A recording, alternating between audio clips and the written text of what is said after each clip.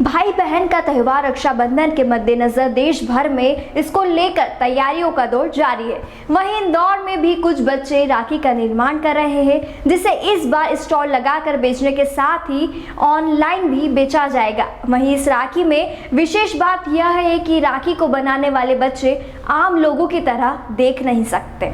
दरअसल इंदौर के महेश दृष्टिहीन कल्याण संघ के द्वारा हमेशा ही वहां रहने वाले बच्चों को आत्मनिर्भर बनाने को लेकर काम किया जाता है। वहीं यह बच्चे खुद को आम बच्चों से कम ना समझे, इसके लिए भी संघ के द्वारा कभी इनके गरबे करवाए जाते हैं तो कभी यह बच्चे आम लोगों को मतदान के लिए जागरूक करते दिखाई देते हैं।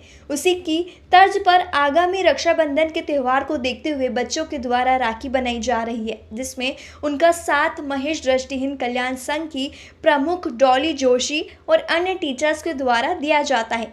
इन्हीं के मार्गदर्शन में दृष्टिबाधित बालिकाओं के लिए हर साल सीजन और त्यौहार के अनुसार अलग अलग चीज़ों को बनाकर उनके स्टॉल लगाते हैं, जिसमें कई दानदाता और अन्य लोग बच्चों की बनाई हुई चीज़ों को खरीदते हैं। वहीं उनके द्वारा सामान खरीदने के साथ ही डोनेशन भी संघ को मिलता है, जिससे यहाँ रहने वाले बच्चों का पालन पोषण किया जाता है। वह इस बार कोरोना को देखते हुए स्टॉल के साथ ही बच्चों की द्वारा बनाई गई इन राखियों को ऑनलाइन भी बेचा जाएगा, ताकि होम डिलीवरी के माध्यम से इनकी राखी ज़्यादा से ज़्यादा लोगों तक पहुँच सके।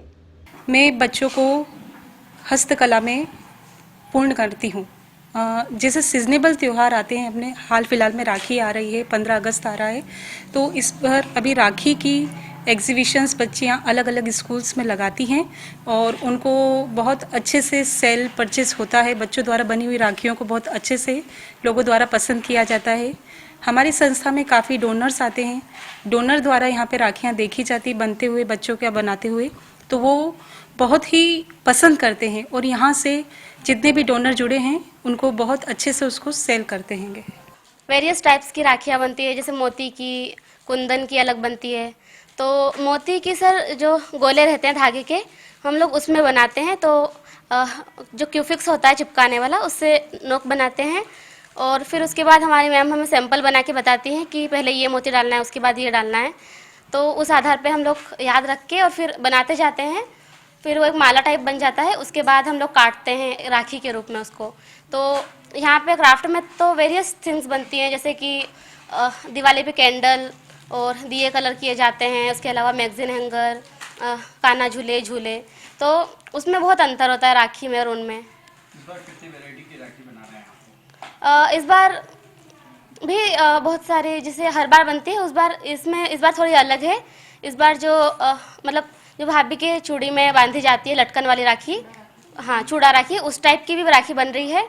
तो ये एक वेरियस थिंग है इस प्रकार की राखी, इस बार की राखी में, तो ऐसा बना रहे हैं इसमें। एक्चुअली ये जो राखियों की ट्रेनिंग हमारे बच्चे लेते हैं, ये आज से नहीं, ये लगातार 20-25 सालों से हमारी संस्था में बच्चों को ट्रेनिंग दी जा रही है।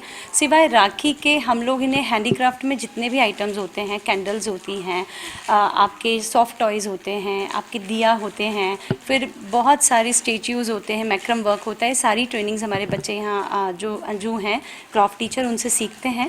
और हमें इंदौर के बड़े बड़े प्रतिष्ठित स्कूल हैं, बैंक्स हैं, कॉलेजेस हैं, वहाँ पर इन स्टॉल लगाने का मौका मिलता है। सामाजिक न्याय विभाग की तरफ से भी कई कार्निवल्स और मेले आयोजित किए जाते हैं, वहाँ भी हमारे बच्चे ये प्रदर्शन करते हैं और एवरी ईयर हमारे बच्चे लगभग 1 से सवा लाख रुपए का इनकम भी कमाते हैं। ये हमारे लिए बहुत ही गौरव की बात है और वो हमें इन्हीं के एजुकेशन और इन्हीं के डेवलपमेंट में वो पैसा हम लगाते हैं।